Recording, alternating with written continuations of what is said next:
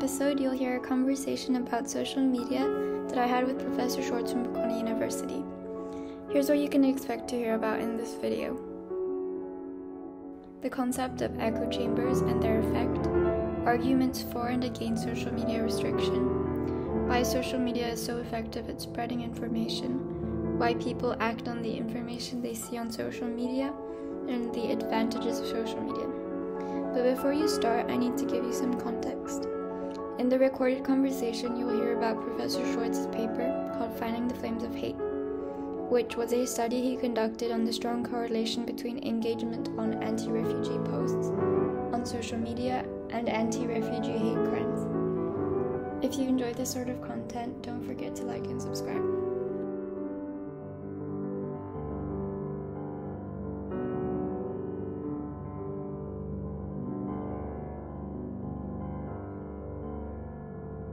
I would first like to talk to you about a concept that you talked about in your paper called echo chambers. Could you tell us a little bit about those? Yeah, I think this is, of course, not a concept basically that me and my co-author Carsten Müller invented. I think it was very much popularized by Cass Sunstein, who is a constitutional professor at Harvard. And he argued that one of the factors that made social media different from traditional media platforms is the fact that social media allow for users to very finely grained choose their interests, and that through this process social media would aggregate and group very much like-minded people together, which then also on social media can interact with each other. And the argument he then made is that, and I think he provided experimental evidence for this finding, that if you put very much like-minded people into a room, and if they then discuss a topic they are passionate about, whether any political issue or also social issues, he found that people basically became more and more convinced of their own position since they only interacted with like-minded people. And he additionally found that these people then, after this process of deliberation, held more extreme viewpoints than before. And then now translated to the concept of social media, of course, this concerns as this might now lead to increasing polarization and extremism online due to the fact that people are now really siphoned into this echo chambers also by potentially social media algorithms, and that increases the prevalence of extreme viewpoints online. Okay, so because you said that there are more extremist views, do you think that these can lead to dangerous things like hate crimes? So this is very much a question we then try to answer in our paper. I think by now nobody doubts that there's a lot of extreme content circulating on social media, and countless studies have documented the amount of hate speech circulating, at which groups they are targeted, and also the amount of misinformation that is circulating online. The question that interested us is that really also translates to real life action, because it could perfectly be that, of course, on social media, people are now able to post whatever they want and thereby share their opinion.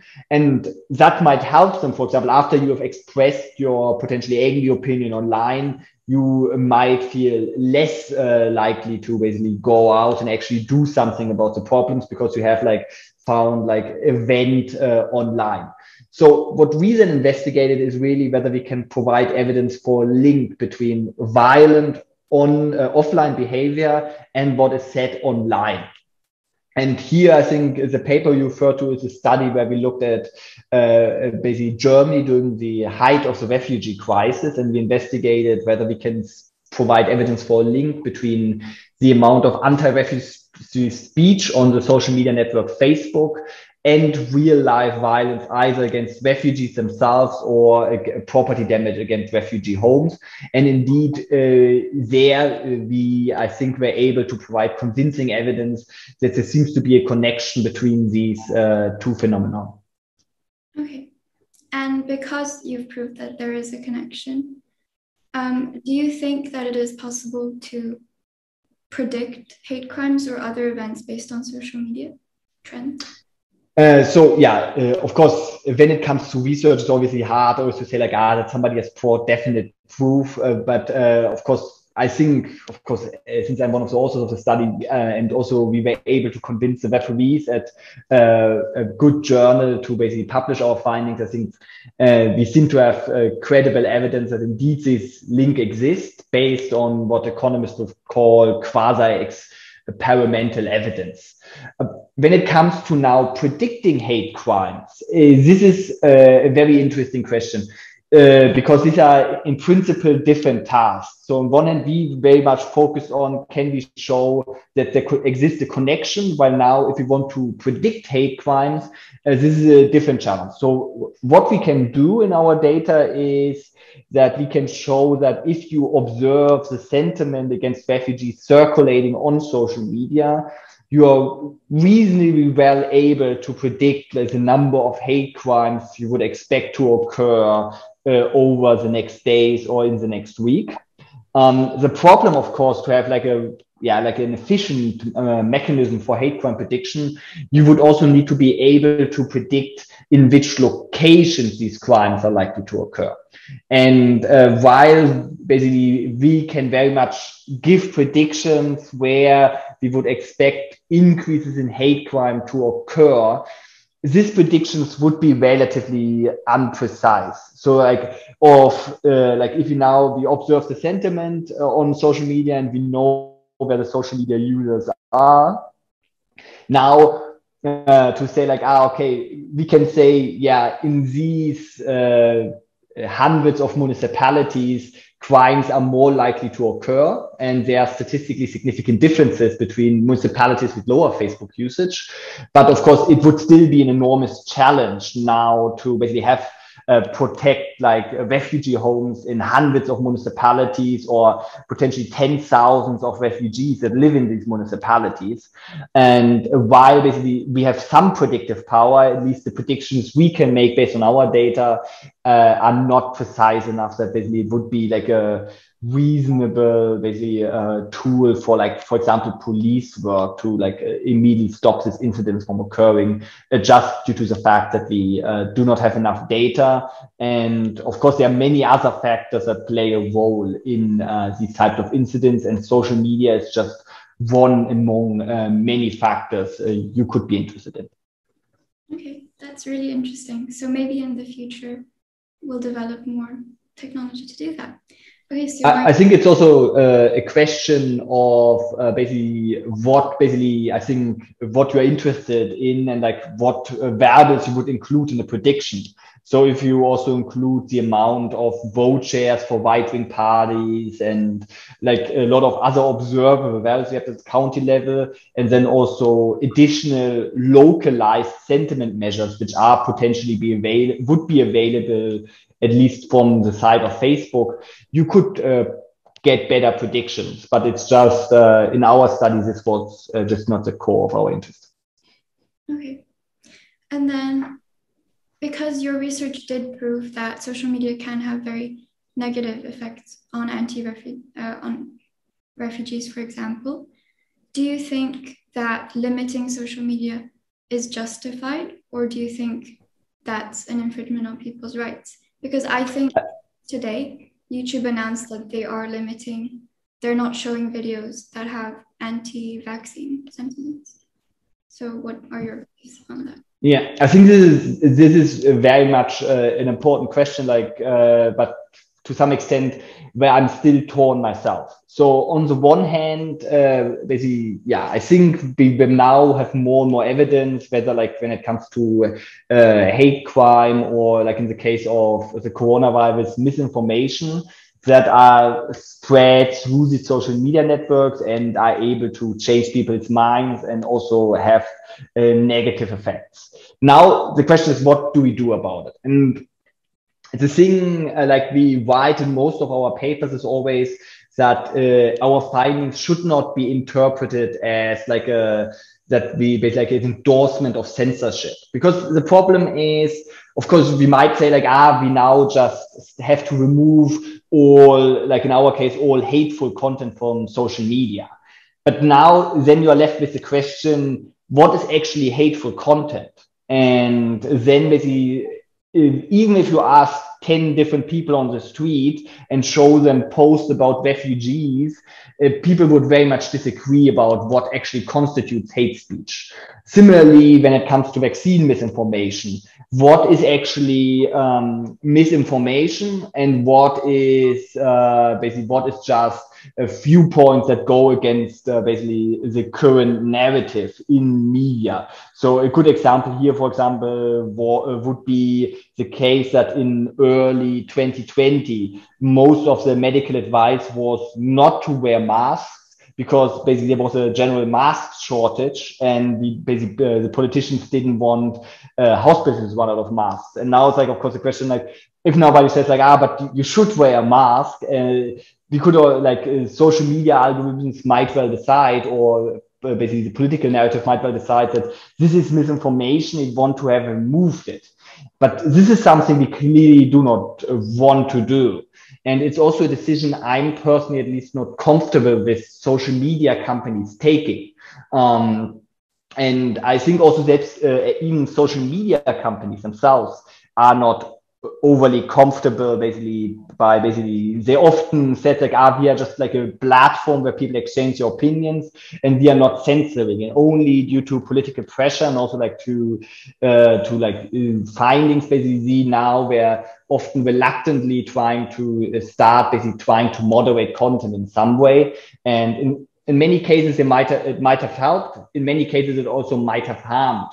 But to draw this line is very difficult, and I would caution anyone to argue now that just a lot of content should be removed. An interesting book to read about this topic is also again from Cass Sunstein, his most recent work, which is called Liars, in which he also makes the argument that similarly to traditional free speech cases where you are not allowed to shout fire in a crowded theater because it could have harmful repercussions for others, similar rules should be applied in the online space, that you are not allowed to publish content that is very likely to cause harm to others, whether due to misinformation or through basically inciting violence against individuals or specific groups or specific people. And while this argument theoretically is convincing, and I would agree with it, the problem is now how we define harm, and basically how we would define that like there's an immediate likelihood of your comments causing harm. And again, who is going to make this decision? And this is very much basically the decision we have to make in the end. And even I, after years of research, I'm not perfectly certain where we should draw the line in these cases. Yeah, I think that's such an interesting point. It's a bit an extension of the echo chambers that now, everyone has their own reinforced values. And because of that, it's really hard to reach a common ground where everyone agrees, oh, this is good, or oh, this is bad. So, if you were put in charge of every social media platform, and also taking into account that, most people's values change over time, how would you begin to think of what would be the right way to control social media? Yeah, it's very much a tough question. Fortunately, I'm not in charge of social media companies, and because these are very much policy choices, I wouldn't want to make, even if I now wear Mark Zuckerberg as a CEO of Facebook and I could make executive decisions. It is really, I think, some agreement we have to come towards as a society. What content do we want to allow? Because we have always valued free speech. And now what we don't want to introduce is now that since it's just more easily possible to analyze content on social media, to now introduce like new rules on social media and like now start censoring a lot of speech, that if I was standing publicly on a market square, I would be perfectly within my rights to state to people. And this is, again, a very difficult discussion to be had. And it might take a lot of time. So an example I'm usually giving is that yeah, the first automobiles, or the Ford Model T, basically came out shortly after the turn of the 20th century. And it basically, the first seatbelt was introduced then only 50 years later, or like at least the first seatbelt that was always included in these cars. And there, of course, the connection between like the having the seatbelt and protecting lives was very much a lot clearer than in the case of social media. So I'm also, yeah, I really have to say basically that I am not sure myself, and I'm basically, I think also if people are too basically argue that they are certain and that we can easily regulate this problem away, I think are overestimating their powers and also like the understanding of what actually lies there, because potentially we are, with any censorship, we are suppressing potentially valuable debate and valuable information that could be shared. And this is really something we should always be concerned about. Yeah, the freedom of speech thing is very important also, because I think it's quite a slippery slope from limiting only certain content to ending up limiting a lot of things. So my next question is, are there any situations where social media has had a positive impact and spread positive messages? I think that is basically undoubtedly true. I think also it is not yet, I think also the lesson from our research should not be that social media are consequently bad and we should, yeah, if we would turn social media off, our world would be a better one. This is not necessarily true. I think a lot of people gain value from social media. And even so, there's research now that basically people can get addicted to social media, like people can get addicted to basically anything. It also shows that like people gain some value from being able to exchange information with people. Like I have lived due to my research and also my studies, I lived in very different countries and have connections now to people in very different places. So of course, social media platforms help there to like stay in contact with people, and social media platforms like Twitter very much increase the exchange of information. And the fact that like in economics, we always talk about what we refer to as revealed preferences. So the fact that people are using social media, despite the fact that a lot of them are potentially aware of negative consequences, to some extent basically should be taken seriously and should be interpreted as a fact that people have the feeling that they are gaining value by using social media.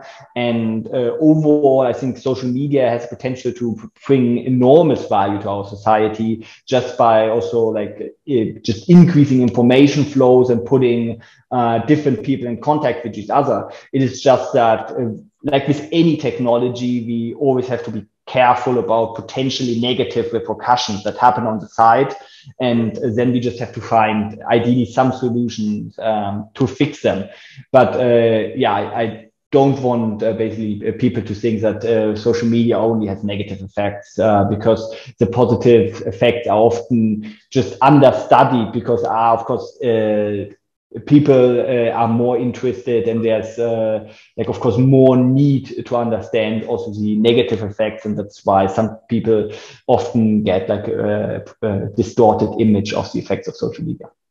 Yeah, I think that's very true, because logically thinking, if the negative points outweighed the benefits, then we just wouldn't use them. But because of that is basically true, and like that's also how these revealed preference arguments usually work in a world where people are perfectly rational, as economists would call it, in a world where people have like behavioral biases, or basically in models of addiction where you are not perfectly internalizing future harms that might happen further down the line.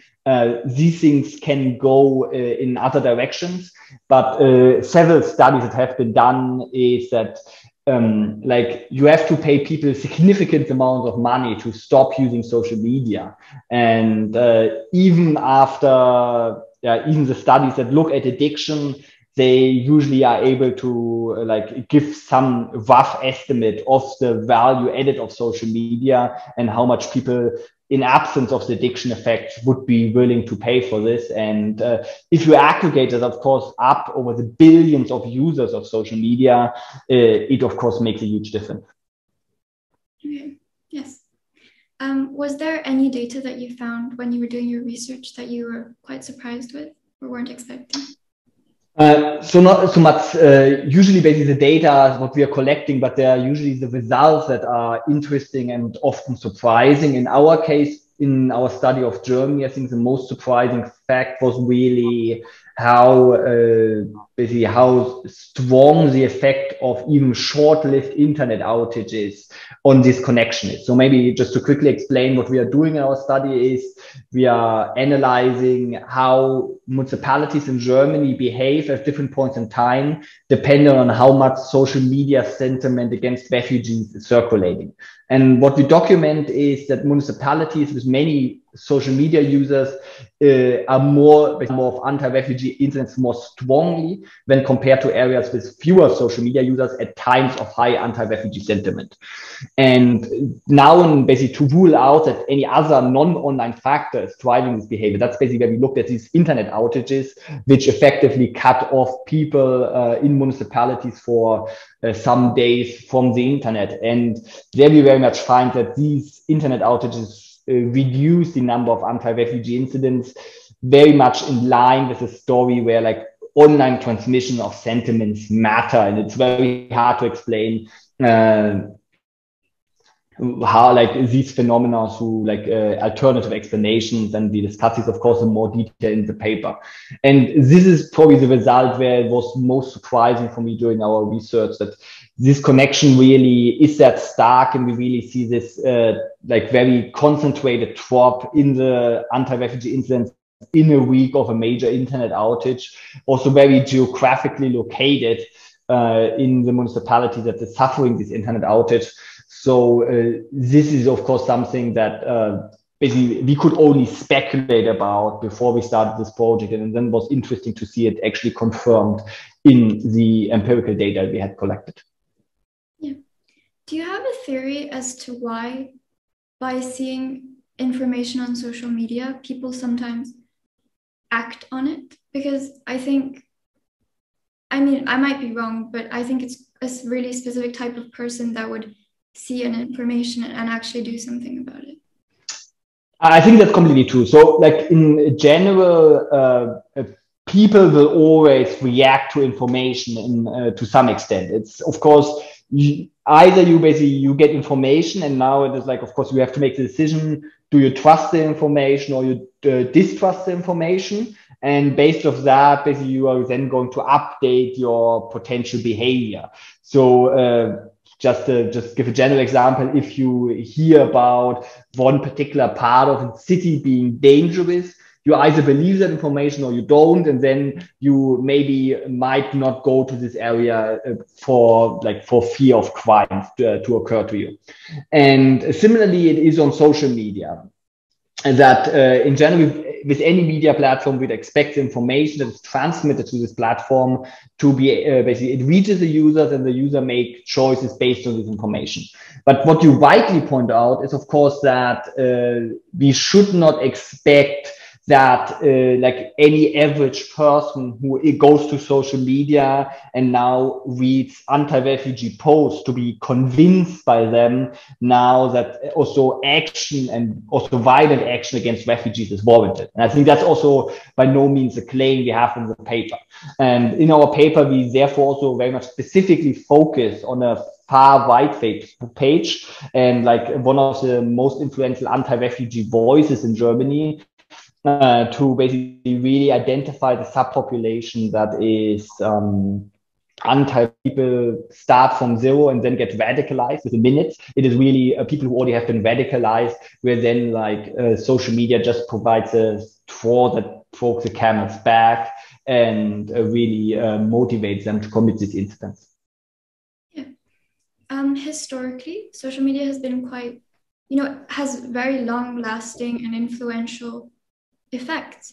People, for example, with Hitler and how the Nazi Party used propaganda, they had very powerful effects. And do you have any theory, like maybe a psychology idea of why social media is able to convince people so much? Yeah, so you are referring to media in general, and I think that's also something that's important to keep in mind, that social media is not the first media platform we have in our society. And we have now, I think, in the field of media studies and media economics in particular, we have done a lot of studies. You refer to propaganda in Nazi Germany. So economists have analyzed these and documented that higher exposure to this propaganda through the radio was basically led to more anti-Semitic violence.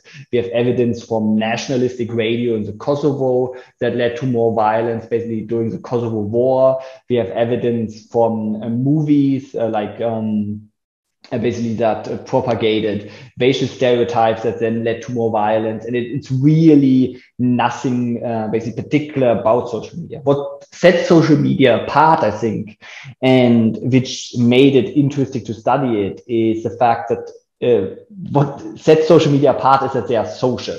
And the fact that everyone can post something. So while for a government, it is more easy to regulate like radio stations because there's just a limited number of stations. And also you have like entry barriers because you have to get a license, you have to like pay for the equipment, and then the process can take a long time. While in the case of social media, you just have to log into the web page and type your opinions out, and you will be connected to people with similar opinions. So this is basically what made social media different, and potentially also, as many people have argued, more powerful and a more powerful tool for persuasion of people.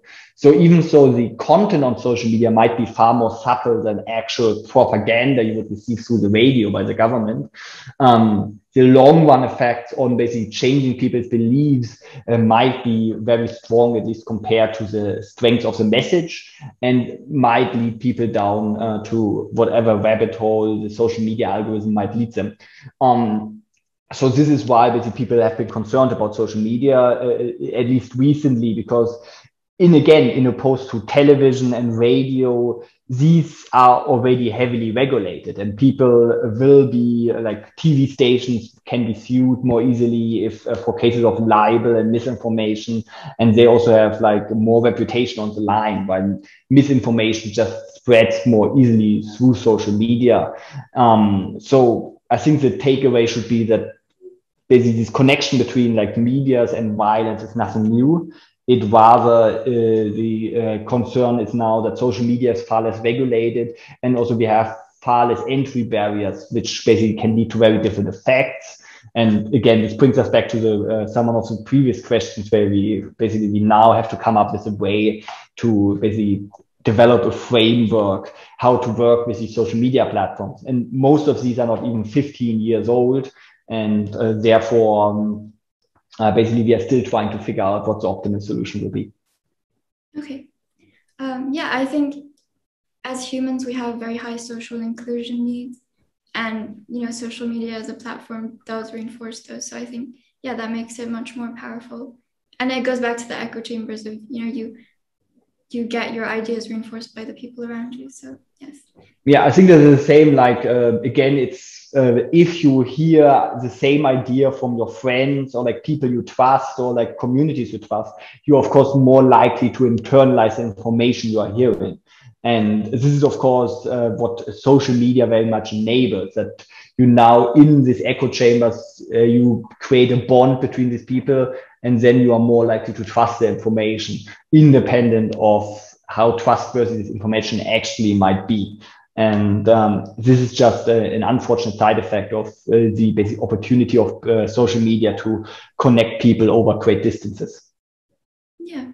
And I think it also happens outside of social media, where, groups that have similar thinking, live in specific areas, or people with specific ages and whatever, they live in the same areas. And, do you think that's something that's dangerous, or is it something that's completely natural?